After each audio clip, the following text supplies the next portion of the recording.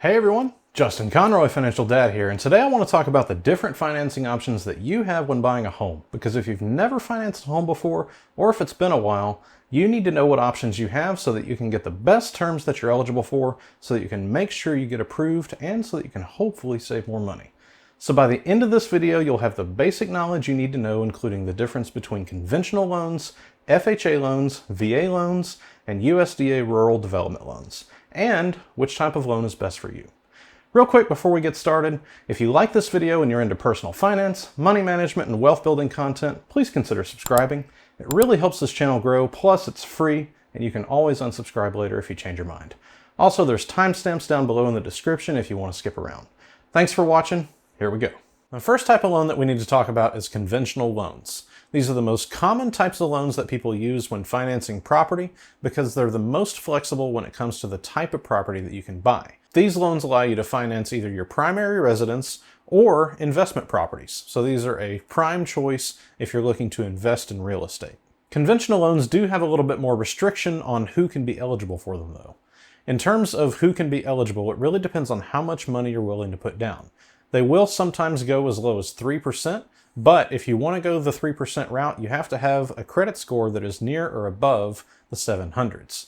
The lower your credit score is, the more money you'll need to put down. The other detail about how much money you put down on a conventional loan has to do with private mortgage insurance. This also goes by the name of PMI. So if you put less than 20% down on a piece of property, you'll have to pay for the private mortgage insurance.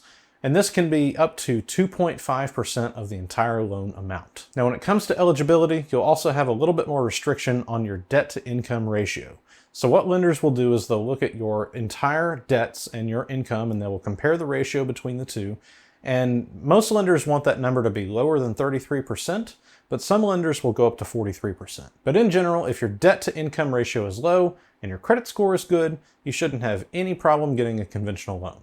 Finally, like most loans I'm going to talk about today, these loans will either go for a 15-year term or a 30-year term, depending on the lender and depending on what you want. Next, we have FHA loans. Now, FHA stands for Federal Housing Administration, and FHA loans is honestly a little bit of a misnomer because there are no direct loans from the FHA. What happens is they actually insure your loan from a normal lender. Now, these loans are designed for low to moderate income borrowers, typically people who are ineligible for conventional loans due to that higher debt to income ratio that comes with having a lower income. And they're also a little bit more friendly for people with lower credit scores. And typically they go for 15 or 30-year terms. And this isn't always the case, but at least right now, interest rates are actually higher for FHA loans than conventional loans. Now, when it comes to down payment, it'll all depend on your credit score.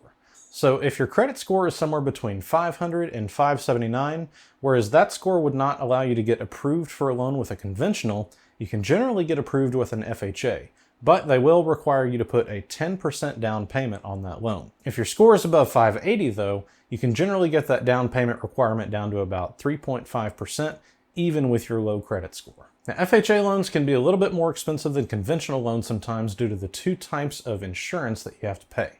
First, there's the upfront mortgage insurance fee, and that's going to be 1.75% of the home value, and you'll have to pay that upfront. And then there's the mortgage insurance premium. It's very similar to the PMI for a conventional loan, but this one goes for about 0.85% of the loan amount. And just like the PMI, you'll be able to get rid of it after you have 20% equity built up in the property. Now, FHA loans are a little bit more restrictive in terms of the types of homes that you can buy.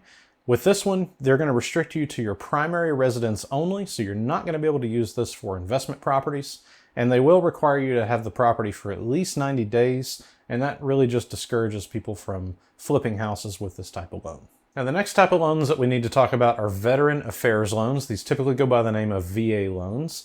Now, as you would probably guess, you're not going to be eligible for these unless you've had some sort of military service. We'll get into requirements in just a second.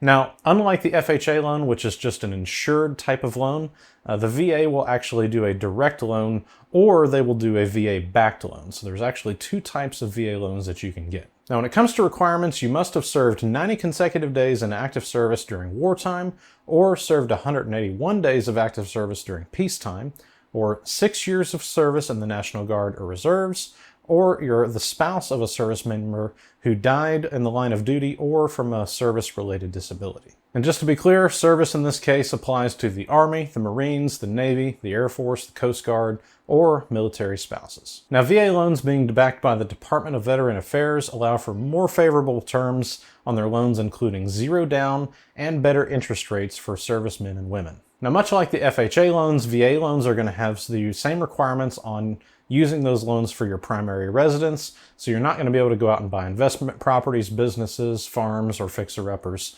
with a VA loan. Now, this does eliminate the need to pay any mortgage insurance premiums, but there is a VA funding fee that can go up to as high as 5% of the amount borrowed, but that fee can be reduced by having a larger down payment. Now, while the VA does not set any limitations on credit score, if you have a VA-backed loan, the lender may require you to have at least a credit score of 660 in order to get approved. Last but not least, we have USDA Rural Development Loans. Now, much like the VA loans, these can go either way. They can either be a guarantee of the USDA for your lender, or they can be a direct USDA loan. Now, these loans are designed for folks with very low incomes in rural areas, but sometimes you can also get approved if you live in a suburban area that's a part of a larger metropolitan city.